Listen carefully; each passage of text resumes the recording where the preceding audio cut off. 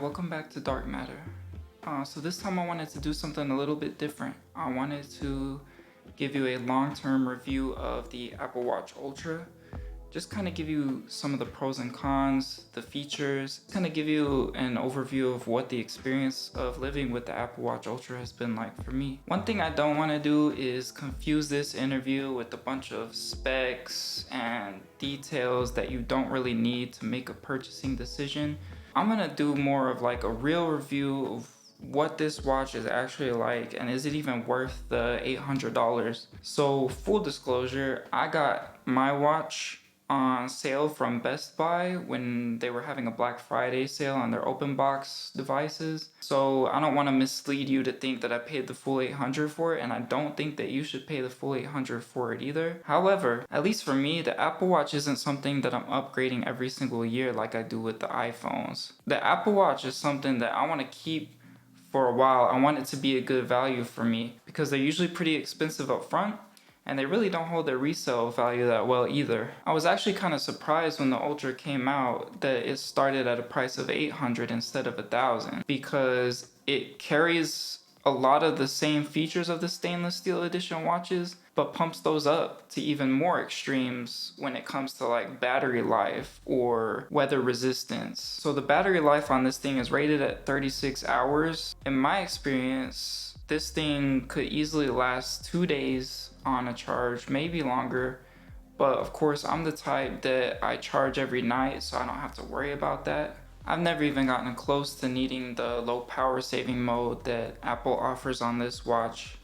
It's just not needed with how good the battery life is already, and I'm using it all day at work to check messages, reply to texts, or check the work group chat, and I've never had any need for any low power saving mode. One feature that is kind of frustrating that I never noticed on my old watches, it may be on all Apple Watches now, but I only noticed it with the new Apple Watch Ultra, is the optimized battery charging. In theory, this feature is great because with the lithium battery technology, of course you want to be optimizing your charging. You don't want to be charging to 100%.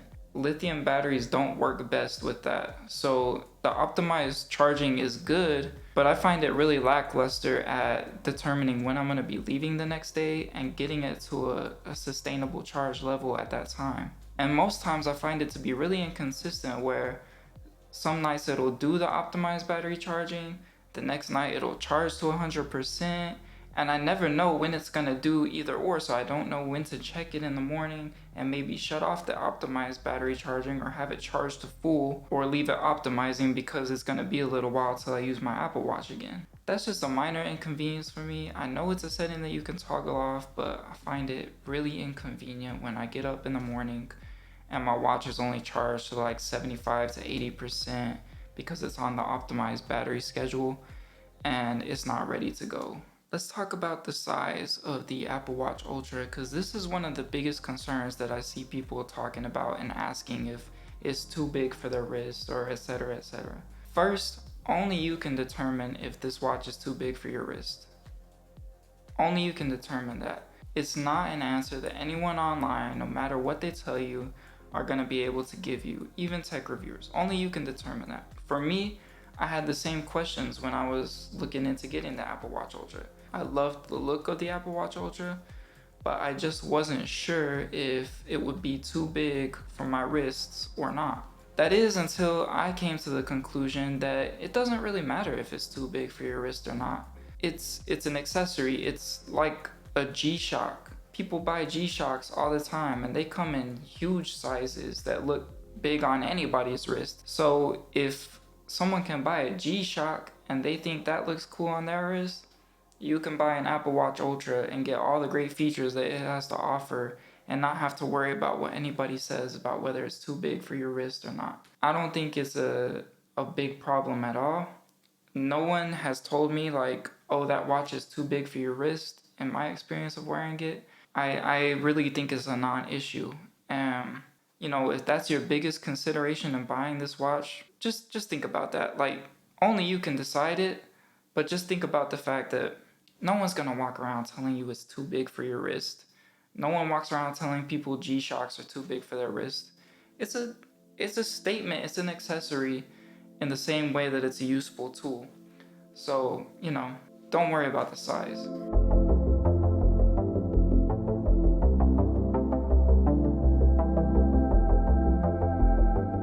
And now that brings me to my favorite part of the Apple Watch Ultra, and that's the design. I think that this is one of Apple's best designed products in a long time. I've been waiting for a more ruggedized version of the Apple Watch. I always felt like the original Apple Watch was a little too sleek, especially the stainless steel version that I had to go with for that, sapphire screen that doesn't scratch. I gotta admit, I was taken aback at first at the design, kind of similar to how I was with the AirPods Max. With the AirPods Max, when I saw the leaks, I was like, there's no way Apple's gonna do this. Like, these are ugly. No one's gonna like them. But after getting them in hand when they were officially unveiled, it's completely different. Like, they look different than the renders. They look better than the renders. They look unique, but that works for them because they stand out. They don't have to have an Apple logo on the side because they literally stand out. Everyone can tell that they're the AirPods Max. And I feel it's the same with the Ultra. It's not what I was expecting at first. I thought, wow, that looks really off the wall. That looks really weird. But in the same sense as the AirPods Max, I think that works towards its advantage. It's unique. It stands out from the rest of the Apple Watch lineup, and it's a great product. It has benefits that go along with the design. For instance, the fact that it's big means it can house a bigger battery, which means longer battery life, which means it can power that 2000 nit screen that is super bright when you're outdoors and super big. And the fact that it's a flat screen now, you're not having to deal with the glares on the edges and on the sides that kind of make it hard to see sometimes. It's just a big flat display that you can look at, read messages, type back a message on. And I know they introduced it with the 7 when they had that kind of waterfall screen that, went off the sides of the edges, but I didn't have it on the 6, so that was a big upgrade for me, being able to tap or swipe out a message. It's huge for me. I use it all the time at work. I think the design is impeccable. I think this ocean band, I worried about it being too blue at first, but it's kind of the perfect color that matches with the titanium, and it really contrasts well. I really like it a lot. I'd say my only critique of the design is the orange elements. I'm just not a big orange fan. I'm very minimalist. I like blacks and grays. I'm not a big fan of orange, and I know that that's kind of like the activity centered side of it and the rugged side of it, the outdoorsy side of it, because those type of people need orange accents for like visibility at nighttime and stuff like that. But I don't need those, and I don't really think they add to the aesthetic, but they don't really take away from it either. One other thing I feel like I need to talk about is the activity button. It's this orange button on the side of the Apple Watch Ultra that's put there to be programmable to start an activity. I have it set to start a workout for me. I found it to be really convenient when I actually do want to work out and can press the button and it just starts automatically. But at the same time, I've had issues with accidentally pressing this button. I'll literally be at work working on something and look down at my wrist and see that I'm in the middle of a workout that started like 30 minutes ago and I didn't even know that I was doing it. So that to me is a little frustrating. I'm not really sure how they could fix it. I'm not sure if they can make the button harder to press or maybe make it be a longer press or something. I don't know. It's convenient when I need it, but I accidentally trigger it so many times that I've almost thought about just shutting off the feature entirely because it's kind of a nuisance. So I work at AT&T, and I find a lot of people saying that they wish that the Apple Watch Ultra came in different sizes. I can see where they're coming from. These people want the best and the most expensive product that Apple has to offer, but they want it to fit for them. I think they're missing the point of the product.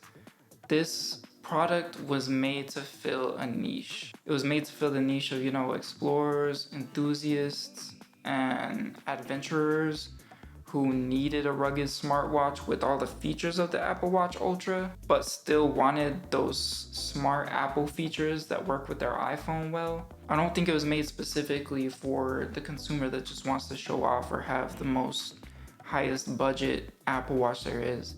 Because if that's the case, get the Apple Watch Steel Series. You know, those are the Apple Watches that are meant for those that want to spend a little more and get some of the features but don't want the full-on like ruggedized look. If you were to sacrifice the size, you sacrifice a lot of the features along with it, like the bigger battery, the bigger screen, the more legible screen, the bigger speakers in this. Yeah, I don't think the Apple Watch Ultra is meant for you if you want something smaller.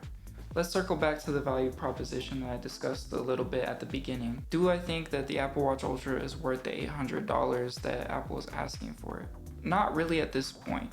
I think that it's been out long enough that you're gonna start seeing sales, you're gonna start seeing open box items, you're gonna start seeing things like that and deals like that where you can get in at a lower price point and still enjoy all the great features of it. Even if you are an adventurer or an explorer, look for the deals. These things are on sale everywhere. There's people that buy it that end up realizing that it's too big for them, for their taste, so they return it. You get a perfect condition open box. I think I would pay and did pay anywhere from $600 to $700 for it. That's a good price for something that's gonna last you 3 to 4 years. I think it's definitely worth it if you need the features and if you like the design. So if you need things like bigger battery, bigger screen, brighter screen, if you like the sort of industrial titanium design and look, then go for it, you know, like, but buy it at those open box prices or at those deals that Apple has, because that's gonna be where you get the best value out of it, I feel like personally. Overall, I've been really happy with the Apple Watch Ultra.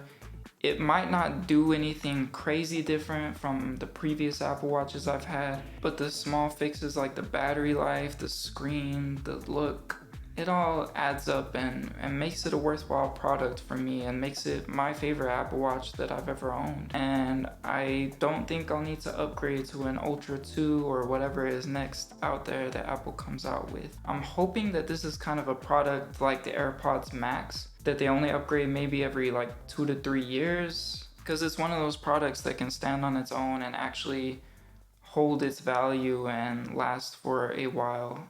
Hey, thanks for tuning in again to Dark Matter. I hope this kind of informed your decision a little bit more on the Apple Watch Ultra. If you're still holding out on buying it, maybe you have a little different perspective now that could guide that buying decision for you. I hope you like this video. Of course, this channel is still a work in progress for me. I'm still trying to achieve better quality. This is my first tech review, so a lot of the B-roll and stuff like that is completely experimental. I'm just trying new things. If you would, please hop down in the comments and give me some feedback and let me know what you liked about this video or what you think I could improve on.